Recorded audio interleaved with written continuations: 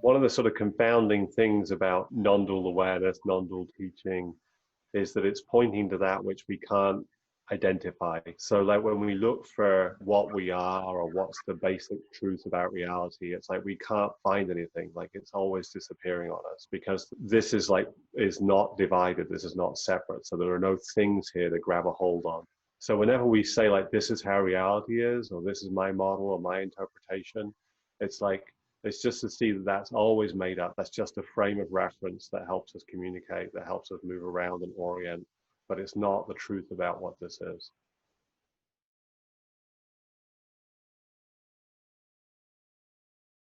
It's just an invitation to sort of drop out of whatever we're holding on to drop out of whatever the frame of reference is, feel the sort of relaxation in the system. You know, it's like there's just nothing that we need to be focused on. There's no problem to solve. So it's really like that direct invitation to fall into the sort of the intimacy of our experience, like not knowing what this is, like just being so open and available.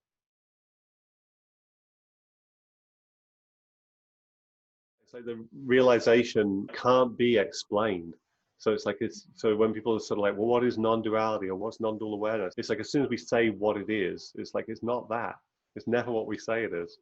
It's sort of like where the words are coming from is being shared. So it's like that's the invitation. So it's to sort of fall into the vibration of like, you know, opening to the field of awareness, opening to non-dual awareness. It's like it's like there's something that can resonate inside of us. It's like it's really just that relaxing, that opening up. It's like there's nothing for us to find. It's like we're just allowing this.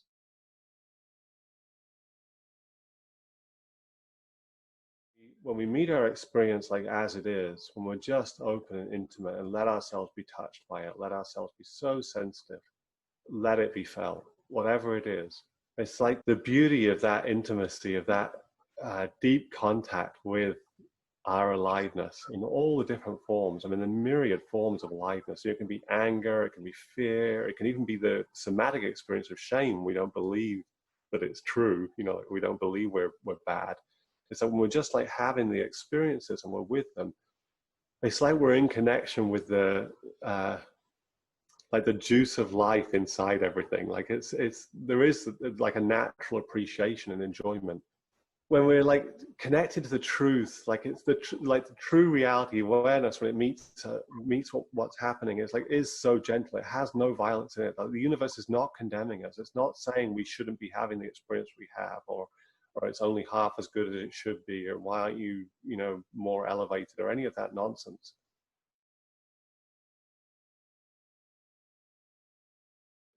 The way it's unconscious is typically we believe that voice. So we're looking through that filter.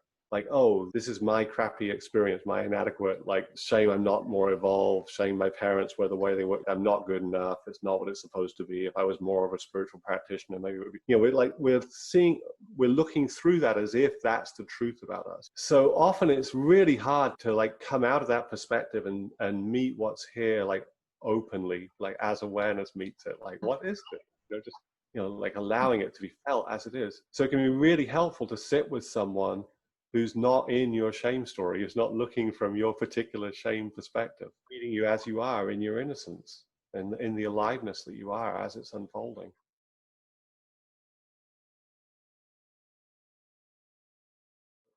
Like in most spiritual communities, certainly the non-dual spiritual community, you know, sexuality is really just not addressed in most spaces. And if it is addressed at all, it's often sort of subtly shamed and like, well, you know, you shouldn't really, you should move the energy up, and it opens, you know, higher chakras. And it's very rare for it to be like positively embraced, you know, like, oh, what is that? Like let's see it as it is, open to it as it is, see the beauty of it as it is in its innocence. Yeah, and we have so many messages around sexuality. I mean, the sort of cultural shame story around sex is so intense. It's like what we're supposed to be turned on by or not turned on by. You know, when we're supposed to be turned on and not turned. It's like so intense. So we all have this experience of like the innocent experience of our erotic being is like not what it's supposed to be. Yeah, erotic embodiment is sort of like, it feels like it's sort of the final frontier of embodiment in a way, where we open to like what is your erotic experience and explore what's there and discover like the beauty of the erotic energy. and the aliveness and vitality that can flow through our system when we see it as it is rather than through shame and fear, the gift that it is.